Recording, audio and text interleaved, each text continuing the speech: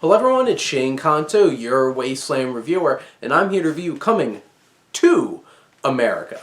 And this is a new Amazon film, and yes, we're back to Zamunda, Eddie Murphy, Arsenio Hall, James Earl Jones, and really everybody else from the original film for the most part is back in action in this film, including Eddie Murphy, Eddie Murphy, Eddie Murphy, Eddie Murphy, Arsenio Hall, Arsenio Hall, Arsenio Hall, Arsenio Hall.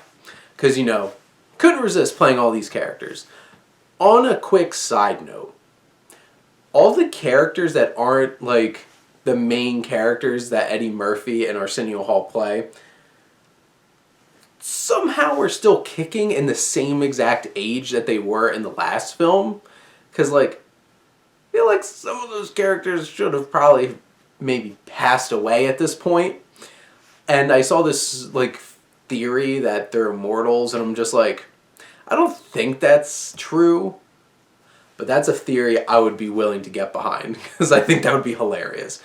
But anyway, you have Craig Brewer directing this film, who has experience with Black Snake Moan and Hustle and Flow and Dolomite. So this film definitely has that kind of energy. The production design, it's like it really captures Zamunda.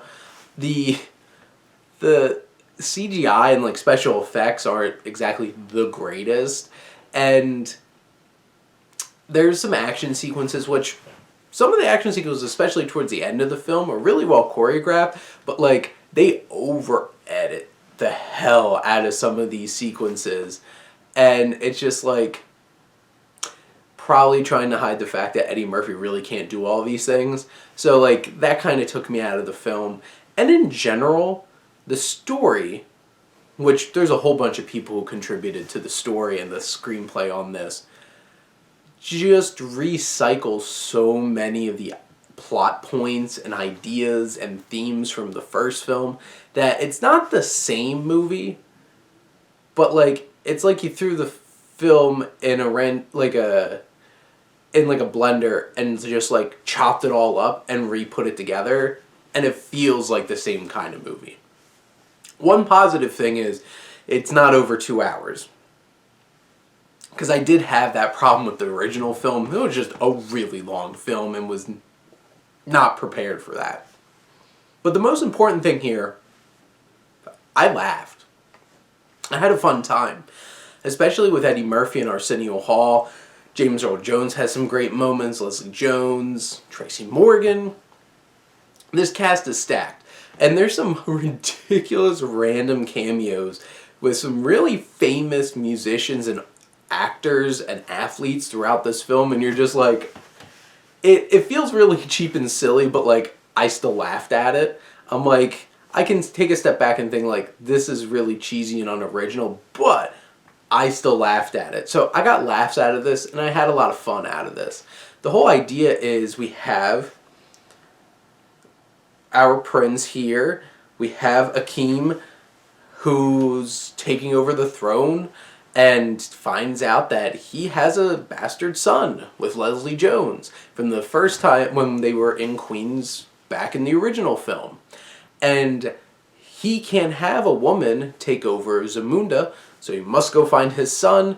And one of the best additions to this film is his antagonist, Wesley Snipes, who's this warlord who really wants to marry into the Zamundan royal family, and he's not a great guy, but they're trying to set them up and to get them in. And you have Jermaine Fowler, who plays his bastard son, plays Akeem's bastard son, who's trying to be himself, and basically he's Akeem, except now Akeem doesn't remember himself being that way, so he's more like his dad, and you have the same kinds of things, which made Akeem a little unlikable in this film, because he didn't really have a lot of the charm that made him so lovable in the first film. He's just really being that hard-ass dad in this one, which didn't really work for me all the time, but a lot of the characters have a lot of fun moments, and throughout the film, you once you start meeting certain characters, and you know exactly how this is going to wind up.